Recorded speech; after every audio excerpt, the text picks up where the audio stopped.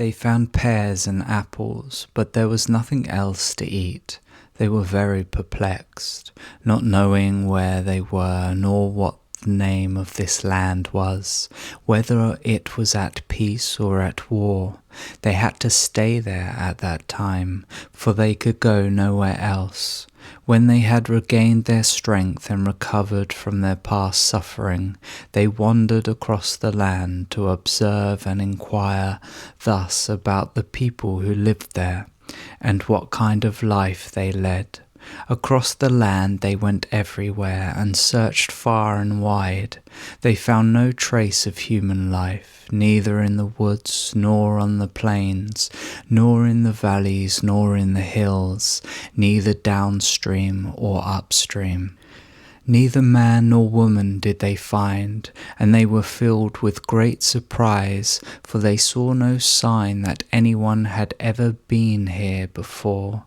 But they found beautiful forests and hedgerows, and plenty of wild animals, as well as abundant game on land and in rivers. They caught plenty of fish. The fields and meadows were delightfully in bloom, and the birds which were wild sang loudly in the hedgerows, which gave them great pleasure. But when they realized that they could not return to their former state, they were certain that the land at this latitude had never been inhabited by any man born of a woman. As she was certain that the land they had found had always been deserted, then spoke the eldest sister, who was named Albina. Each of us is an exile from the land where we were born. You all know that we deserve this because of our conduct and our treachery, and that our land will never be restored to us. Such is our destiny. Lady Fortune has given us the best. This land, your lord and his mistress, I must establish, for I was the first to take possession of it upon leaving the galleon. If any one of you wishes to contradict me regarding what I have just said, let her show me now why I shall not be your chief from this moment forth. They agreed to allow her to become their ruler. Then Lady Albina said, "This land is wholly ours, let us take it. Though we do not know its name, nor whether it has ever had a lord. By my name, I who am now your sovereign, the land must henceforth be called. Albina is my name. Therefore it shall be called Albion. By this, in this country, we shall be remembered here forever. We promise to dwell here always.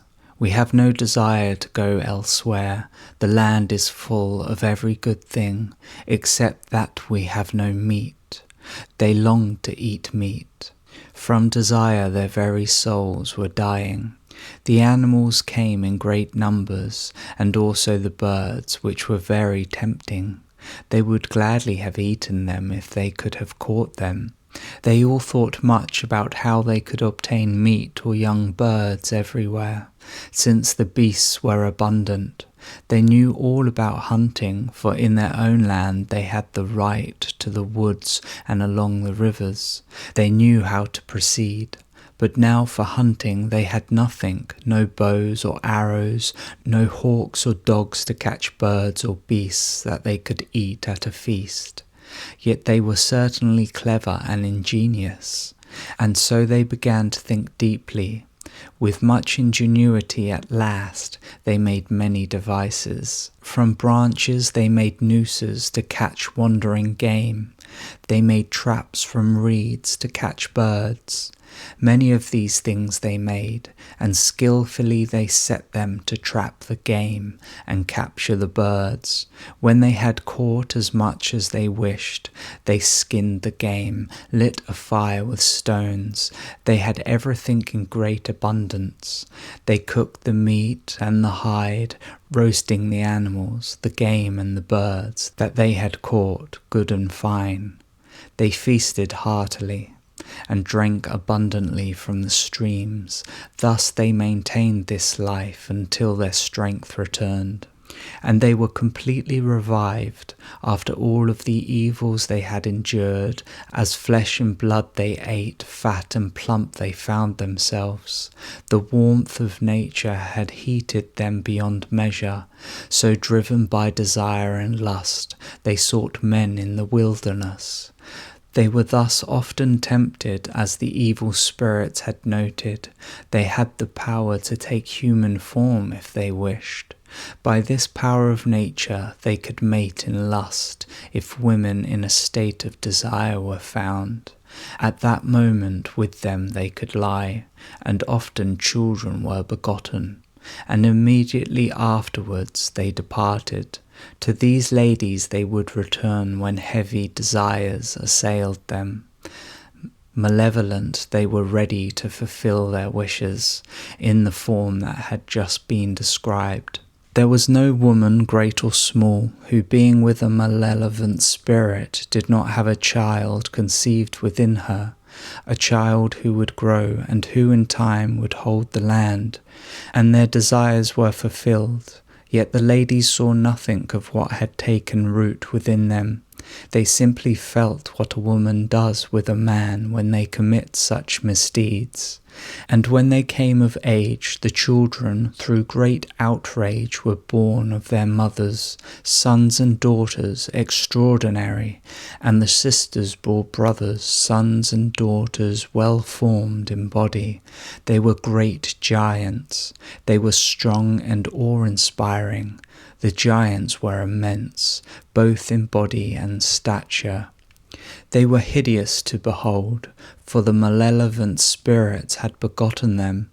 Born of devils they were, and their mothers who carried them were tall and corpulent like their kin. It is therefore not surprising that the children at birth were also so large, for they had been begotten by giants. This bewitched race multiplied abundantly, spread across the land, and lived in caves. They built great walls, encircled all around with ditches. They dwelled on the mountains, where they believed themselves safe. Even now in many places you can see their prodigious great walls. Although many were destroyed by storms and the elements, these people held the land until Brutus and his men arrived. This was before the birth of Christ, as I have found recorded of these places 1136 years. You can be sure of this, though I speak it from the time when the ladies arrived, who first had the land and kept it, until the Britons came and took possession of the land. And they removed the name Albion, and gave it the name of Britain, as the chronicle attests, 62 years in all. So long, you may believe me, the giants held the territory. I have told you the truth, as history has been recorded to us, of when and how they came, these people who first held England, and by what name it was called, and who gave it that name, and how long they held it, until the Britons came, and were the first to remove its name, and called it Britain. And this is good to remember. It does no harm to recall the customs and the writings of ancient adventures. May Jesus Christ bless all those who have recorded them in books. Amen.